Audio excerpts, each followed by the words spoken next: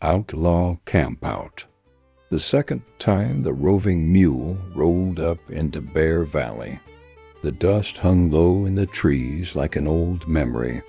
The road twisted sharp through the pines, but the mule knew the way.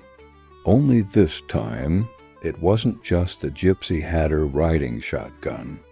Two new riders joined the convoy. First was Jack Rabbit, a Nevada boy through and through. The mule and the gypsy had crossed paths with him back in Virginia City.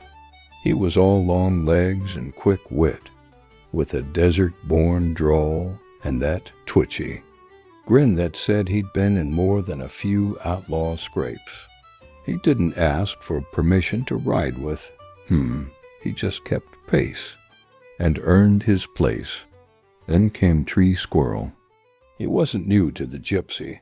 The two had known each other since the gypsy was still a wild little thing himself.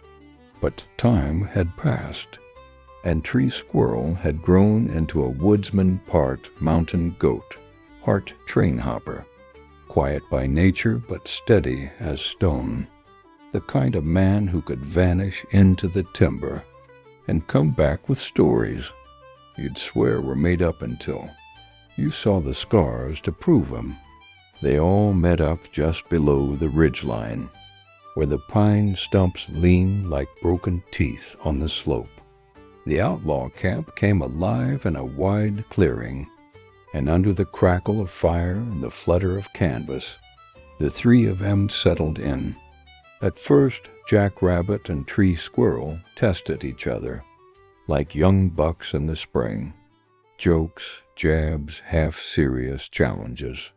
But by the end of that first night, they were shoulder to shoulder at the fire, passing the bottle and carving their marks into the same backlog. They shared tales of desert wind, midnight rails, broken boots, and strange dreams. And while the gypsy stirred the fire with that far-off look in his eye, the mule stood nearby, parked like a monument, dusty, dented, loyal.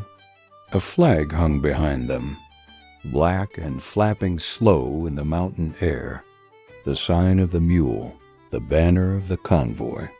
And just like that, the outlaw crew got stronger. Not with oaths or ranks, but with firelight and grit.